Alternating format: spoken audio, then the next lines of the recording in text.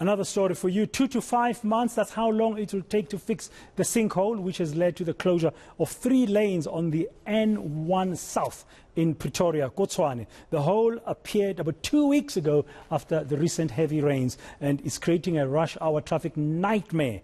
eNCA's Barry Bateman reports. On a highway where a bumper bash causes an hour-long headache, the closure of 3 lanes on the N1 is migraine-inducing. And this one will last for months. The sinkhole appeared on the N1 South just past the R21 interchange. The lane closures have severely impacted traffic because of this convergence of lanes. Centurion features significant dolomitic deposits, a geological fact that created engineering challenges during the construction of Gautrain. Water is the enemy of dolomite, and after the recent rains, it's suspected water was pooling alongside the highway. Sunrail has constructed a temporary drainage system around the sinkhole, while engineers study the impact. The whole thing that we've got to do is figure out what's going on under the ground and how deep and how wide this extent is of the slippage. And they do that by various means, gravity surveys. We're also going to drill. That does take 1 or 2 days, maybe a couple of weeks to organise. Motorists have been warned to prepare themselves for heavy traffic for some time. If we find that the hole is already closed by the sinkage, then we could grout the area up and just reinstate the road, top layers, and we could be out of here in about 2 months, 3 months. If it's a much bigger problem, where there's a cavity under the entire road, and we have to basically bash the road in and bridge it, or using a falling weight, big heavy weight that's dropped by a crane to compact the ground, we could be looking at anything up to 4 months, maybe even 5.5 months. Meanwhile, Sunrail is looking at measures to try reclaim at least 1 more lane, but it's unlikely to provide relief to motorists. Barry Bateman, Pretoria. Well, the recent incessant rain leaving behind evidence of some shoddy patch jobs done on our roads, also revealing issues that must still be fixed. We took to the streets of Johannesburg and Pretoria to find out what citizens think of their roads in their respective cities.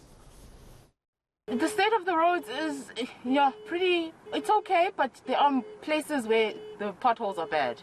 For example, oh my gosh, there's that Gasfontein Road, as you by Menlyn, there's those potholes at the robots. That's pretty bad. That is pretty bad. Just speaking about the state of the road in Joburg, as both as a pedestrian and someone that drives and someone that cycles through the city, the state of the road is horrible. I mean, there's some spaces that like Rosebank, Parkers, and if you really want to see the real state of the Johannesburg roads, you definitely have to visit Yeovil. We have massive potholes that I think we're turning them into like swimming pool, because it's just how big, massive some of those potholes are. And I'm just not really sure what the city is doing about that. I mean, even on some of the highways are horrible, like the M2 driving into the city is pretty much horrible.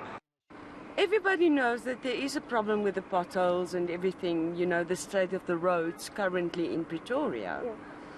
And I mean, like I heard the other day on the radio, is like people say, we need to do action, and we make action and try and really, but no, it's like, what do our government do in order to get our roads up to safety?